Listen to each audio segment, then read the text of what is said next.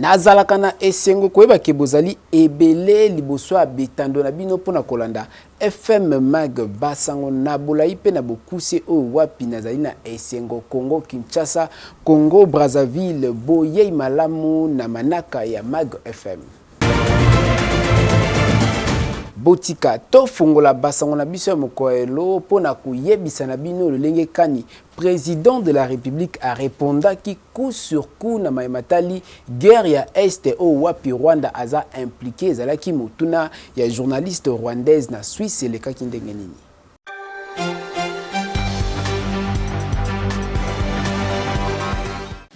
Malgré les pressions internationales, ce groupe maintient sa position, fait semblant de se mouvoir, mais en fait, il se redéploie d'une certaine manière et reste dans ces localités. Et je vous apprends que depuis lors, il y a eu un massacre qui s'est fait dans une localité qui répond au nom de Kishiché, d'une centaine de personnes, des innocents, que ce groupe a voulu massacrer pour les terroriser et les pousser à se déplacer de cette localité qui regorge de matières précieuses dans son sous-sol. Donc voilà en fait le problème que nous avons. C'est un très grand défi parce qu'on ne peut pas investir à la fois dans le développement du pays et dans les ressources pour augmenter les capacités de l'armée et pouvoir ainsi se défendre. Si nous avions tous la même philosophie, la même vision, celle que j'avais d'ailleurs au moment où j'ai accédé à la tête du pays, celle d'aller vers tous nos voisins, nous en avons 9, et de leur proposer des projets de développement qui vont faire du bien à nos économies respectives, qui vont faire du bien à nos populations. Mais c'est à cause évidemment de certains voisins aux velléités belligérantes que cela est malheureusement impossible à réaliser. Donc je suis désolé, madame, le problème aujourd'hui de l'insécurité dans la région des Grands Lacs s'appelle le Rwanda. Na commune ya Makala, recrudescence pe komata ya insécurité et pa iwapi kuluna okozwa idete bato bakomi kokima pona yango Joseph Olongo azali président ya conseil communal ya jeunesse Makala apesaki pe abetaki mbela lolenge kani makambo mazali kosalama na commune na Yetolanda.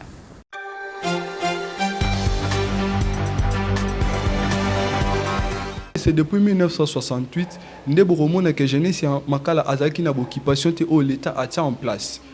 Na ba niveau nyonso ya vie, na niveau ya loisir, na niveau ya football, na niveau ya sport, je ne sais pas, na ba niveau nyonso ya vie, na niveau éducationnel, tout ils allaient quitter et yende na tout na ye et puis cet engagement citoyen est accompagné à pouvoir plaider malamu pour que l'État a s'investir dans Mamotali Bilenge ya Makala.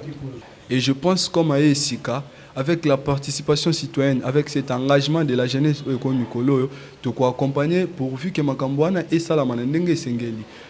Moi, la masse à partir de 23h. Et à côté de l'agent et la police, au bas de terreur Mikolo qui sont d'ailleurs non identifiés jusque-là. Parce que ce n'est pas le premier cas, je souligne. À côté de l'agent, téléphone, babotolier Nambon, Maboko.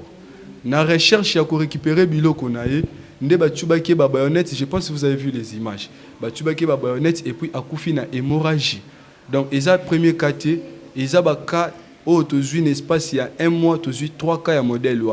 Nous sommes na recherche kaka. Il y a des mandi na bango na bikanga kanga na bango ba mesa na ngwana ba bomaki ndeko na biso Rolin wa Bukukulu wa za juste na avenue Bakongo numéro 51 à quartier Tampa toujours na Makala. Toujours na recherche ya ba mandi illégal injustifié boyoka kibino moko na beitando la police ya Gemina la police ya Ujana na affrontement na bango mibale ba coup de balle se produisaki et to perdaki ndeko na biso Chris Malunga na avenue Ngamanga numéro 73.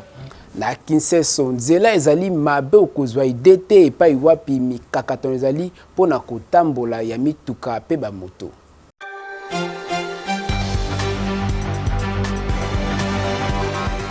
Direction Madimba na quartier Régie des zones à commune ya Kisenso ezali ya kobeba makasi na ndenge ya kusakana te. Nzokande direction oyo ezali kaka nzela moko population ya secteur oyo batikala nango. Kasi bino moko botala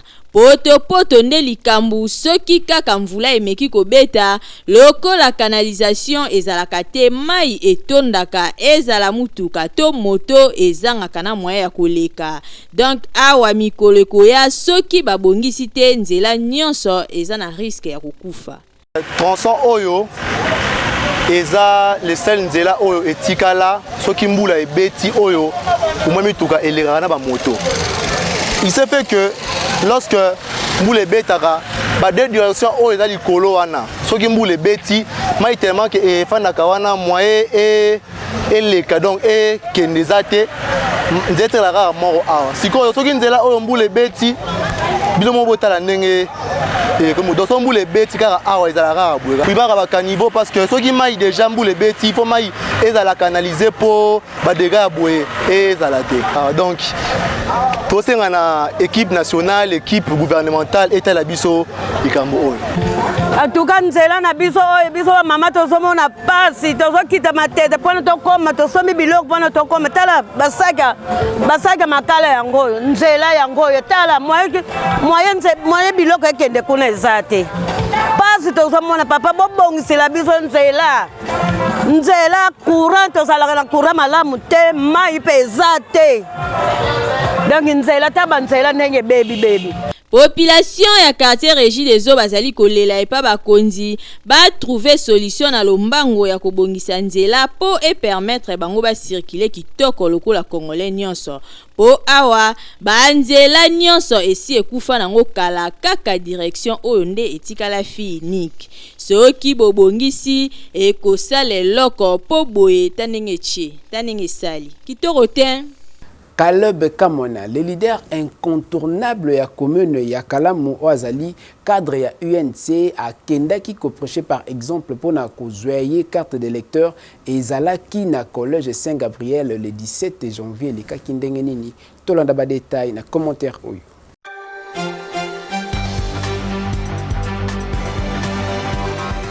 ezalaki nde benda bika pe deja esengi toyebaki ebandi nini wana bascription c'est-à-dire mabongisi ya baélection ya 2023 eza deja na nzela ndenge kaka ezalaka mwana ya Kalamu ya solosolo pona koporte pe komema mokumba ya bana nyonso ya Kalamu base respectaka na se ya mvula moko ya moke symbole ya lipamboli pe ya bénédiction ndenge kaka toza mokolo 17 janvier haute célébraka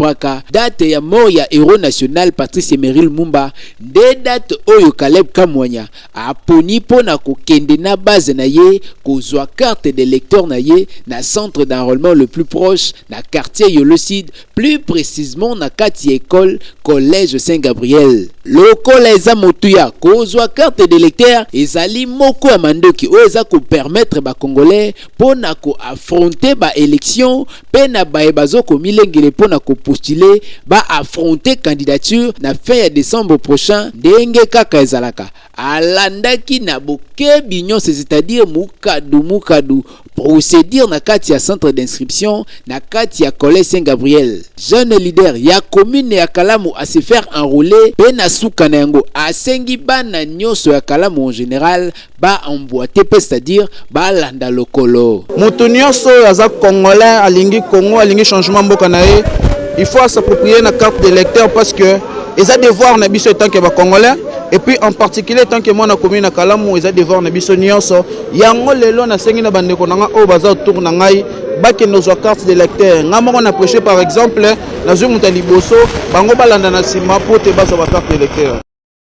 na posa ya kozwa ebonga na kati assemblée provinciale ya Kinshasa Caleb Kamwanya abengaki na soutien ya population nyonso pona ko atteindre objectif wana oyo ko permettre pona ko honorer digne fils ya commune ya Kalamu ndenge kaka babengaka ye bakisela ye Kaliwan autant que esengi ko soutenir jeune leader ya Kalamu esengeli pe kopesa poids c'est-à-dire matindika pona kopelisa bana nyonso o bazali na posa ya kotombola bendele ya Kalamu Tosimba que ezalinde le 23 janvier prochain et que se clôturer enrôlement na étendu à territoire national na partie à première ère opérationnelle au Kinshasa ezali ko constitué.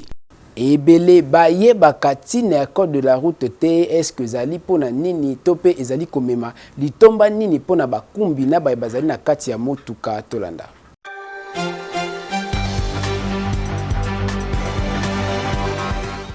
Kozanga notion ya code de la route epa ya ba chauffeur mingi na ville province ya Kinshasa yango tokoma komona soki kaka embouteillage ba chauffeur bakomaka na système ya bikende bizonga c'est-à-dire zigzag ake koto soki amoni kuna ebandi kokende azongi lisusu kuna surtout ke ba moto ekoma ebele tangu mutu ya moto azo précipité aleka yepe azokota okomona e créer accident soit à tout type mutuka mususu nyonso wana suite ya incompréhension na bango ezala nzela eza muke bako créer 4 à 5 bandes misusu bakomaka koleka ti place o ezali réservé pona ba piéton okomona embouteillage ekotiti na ba piéton epesi pito pale esika ya kotia lokolo ezali te pona yango tokosenga kaka na ba chauffeur bazalaka na esprit ya kopatiente po kokende liboso ezali kokoma te soki osali accident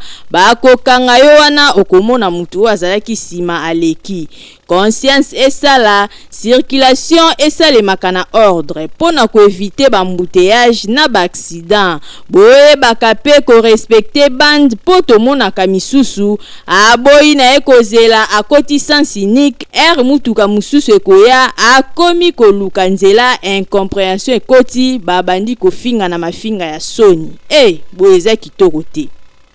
yepe atikalaki nsima te pona kolanda ndenge kaka ezali kosalama pona kozwa ye carte de lecteur ye nani Eustache Fabrice Belanga moko ya mombele akendaki kozwa carte na ye na centre d'enrôlement ya collège Saint-Amand.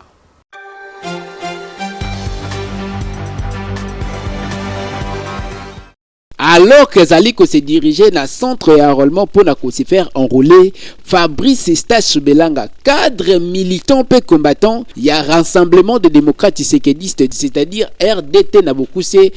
assistant qui n'a vraie scène de jubilation, où il y a Pessamela qui et pas il y a jeune militant, et pas il y a puis exhiba qui toba la kisaki, et sengo na bango na pas de danse, pena ko tombo la bendele ya RDT. Alors que bazalaki koporte bango nyonso bapolo pe batombolaki ba banderole ya couleur ya RDT muni na bakaliko message na bango na nzela ya expression ezalaki clair kopesa na soutien total na mwana mobali oyo bango moko babengaka bendele ya mombele pona ko permettre na ye a enrôler pe kotindika ye akoma tina kozwa bonga na ba élection législative provinciale ndenge kaka epesameli. Après kolanda procédure nyonso na matière na kati ya centre d'enrôlement ya école Saint-Amand carte na ye nde Fabrice Belanga Eustache azali ko considérer yango lokola fongola pona ko exercer devoir civique o ezali ya ko voter pe ba voter ye bokende kozwa ba carte d'électeur bosala lokola biso to s'enrôler lokola ba citoyen na mombele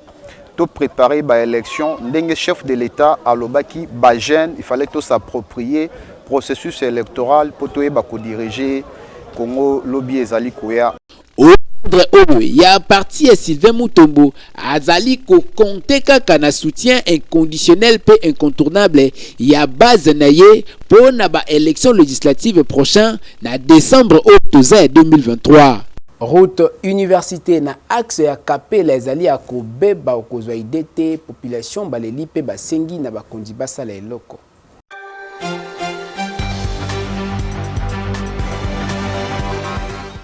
Tozwami na balabala université na croisement na yango ya vini Kapela. Bota la binomoko maziba oyo bozali komona utinde na mabulu oyo ezalaki na kati ya nzela oyo lelo ekomi bongo ko empêcher ba mituka oyo esalaka balabala oyo kotambola malamu na yango esalaki ba usager nango pasi pe balobaki boye na micro ya Mag FM. L'état na biso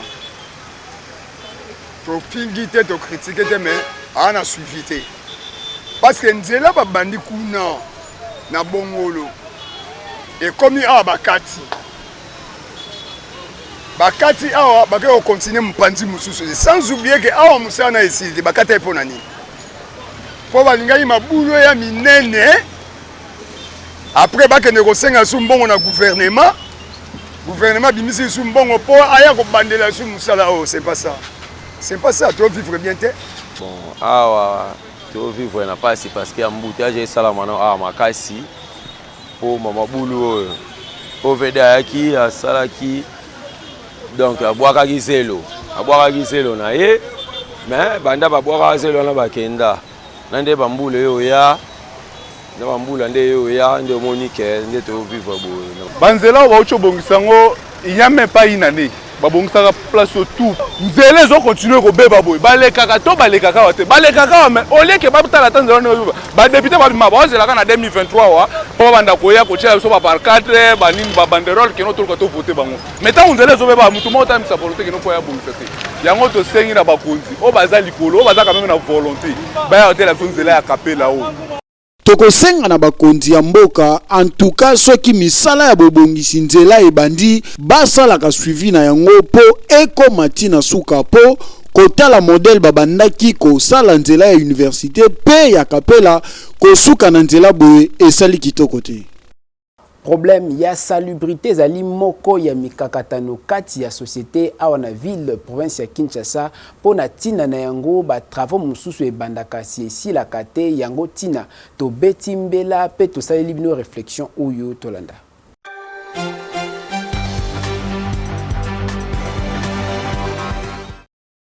Population bazali kolela mingi na ndenge gouvernement azali kosala musala ya kokure bakanivo na ville province ya Kinshasa ndenge azali kotika basalite wana kolongola basalite ezali malamu kasi musala ilfo ekoma na suka bino moko botala ndenge bisika misusu bakure kasi batiki salite kaka wana awa ko tozali na periode ya mvula soki kaka mvula ebeti basalite wana ezali kozonga nango lisusu yango wana à chaque fois mvula soki ebeti okomona ba avenue ezali kotonda na ba mai suite ya basalite oyo ezali kozonga kaka pona kobushe ba caniveau. Gouverneur ya ville province ya Kinshasa Jantini Ngobila elongo na vice gouverneur Jekoko Mulumba bo trouver nanu solution ya malamu po Kinshasa ezonga bopeto kobengana batu na nzela ezali malamu kasi environnement pe soki ezali salite ezali malamu te bozwa nanu solution na oyo etali curage ya bakaniveau pe ya ba rivière oyo ezali na ville province ya Kinshasa kolongola basalite wana kotika bakaniveau polele pe basalite wana komemango bisika elongo bani po banzela ya ville province ya Kinshasa ezonga kitoko boyoki esi eyebana kozwa swa ya mikili ya poto c'est-à-dire na mikili ya poto kasi na talo moke ezali pe koma possible na nzela ya centre hospitalier Dominique Lecoeur.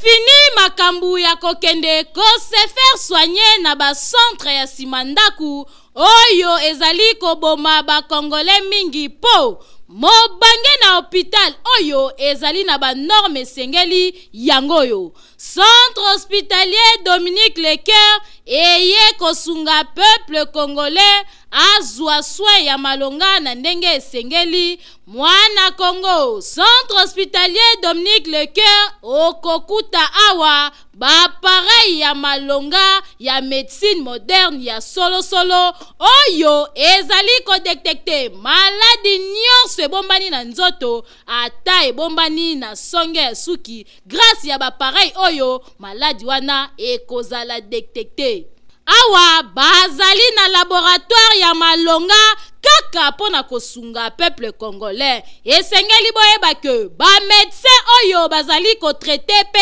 awa bazali ba médecin oyo batanga médecine na libanda ya mboka kasi baye ko pratiquer yango awa na République démocratique du Congo pona kosunga bandeko na bango bazwa so ya malonga na ndenge esengeli. Na oyo etali prise en charge bomitungisama te kokende libanda ya mboka na centre hospitalier Dominique Lecoeur, prise en charge ezali assurée. Esengeli koyeba lisusu que centre hospitalier Dominique Lecoeur ezali na ba service lokola chirurgie, maternité, radiologie, kinésithérapie, échographie, endoscopie. Nyonso wana kaka po basunga peuple congolais ba patient na bango bazala bien traité. Na oyo etali cas d'urgence soki obeli na ndaku ozali na possibilité ya kokoma hôpital benga kaka ba numero oyo po awa ba ambulance ezali bakoya kozwa yo tina ndaku pe babandi ko traité yo na kati ya mutuka ti bokokoma na hôpital. Makambo boye okomona ngo bipai nini soki na centre hospitalier Dominique Lecoeur te. Otuninga i centre hospitalier Dominique Lecoeur ezwami wapi? Boki Mambangu na quartier Joli Park, avenue Ring numéro 4, plus précisément na commune ya Ngaliema. Bokende na bino bikenda kenda te na ba hôpital ya Simanda Kupo, la santé n'a pas de prix. Boyoki ozali na rêve ya succès ya Michael Jackson pelo yembo ya James Brown, référence ezasi moko Studio Liloba.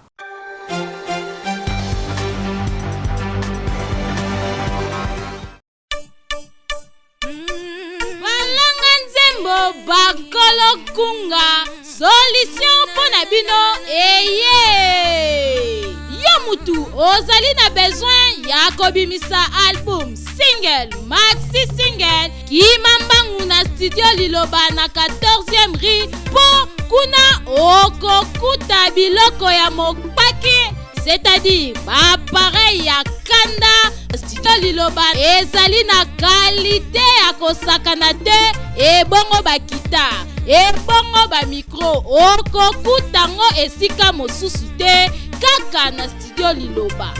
Awa soki okoti okoyemba lokola Angelu po awa son erataka kutu te, awa tobetaka na biso mopanzi te po nyonso ezali na qualité. Enregistre album na yo awa ebimi lokola outaki na États-Unis, nzoka nde enregistraki yango kaka na ville province ya Kinshasa na 14e rue na Studio Liloba. Awa ozali na tante ya kokende kosala mastering libanda po nyonso ezobeta mata na Studio Liloba. Kopanga na yo na oyo etali prix te a cause ya ba appareil sophistiqué oyo ezali awa, prix ezali nango abordable. Ofuti mbongo mukie kasi basaleli yo musala ya qualité. Oyoki Boki Mambangu na commune ya Limete na 14e rue industrielle numéro 23 na avenue Mulangi oza mobimba akei ezali na ndenge elongo bani. Oyoki boyebele.